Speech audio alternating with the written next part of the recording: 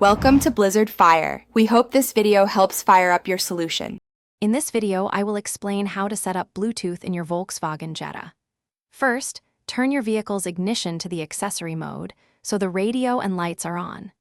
Next, make sure Bluetooth is activated on your mobile phone and that it is set to be discoverable.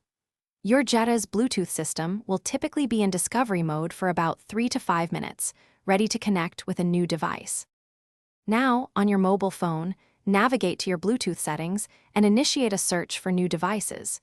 You should see an option like VW Phone or VW BT appear. Select this.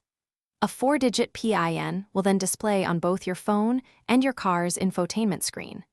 Verify that these numbers match, then confirm the pairing on both devices by pressing pair or yes within 30 seconds.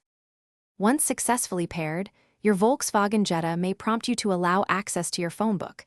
Accept this notification. You can now enjoy hands-free calling, with conversations routed through your car's speakers and microphone. Additionally, you can stream your favorite music or podcasts directly from your phone. Many models also allow you to manage calls and audio playback using convenient buttons on your steering wheel. If you encounter any issues, first check your phone's compatibility with your Jetta's Bluetooth system. A common fix is to delete any existing pairings from both your phone and the car's Bluetooth menu, then attempt to repair. Restarting both your mobile phone and the vehicle's infotainment system can also resolve minor glitches. Finally, ensure both your phone and car have the latest software updates installed. Thanks for watching. If you found this helpful, don't forget to like and subscribe.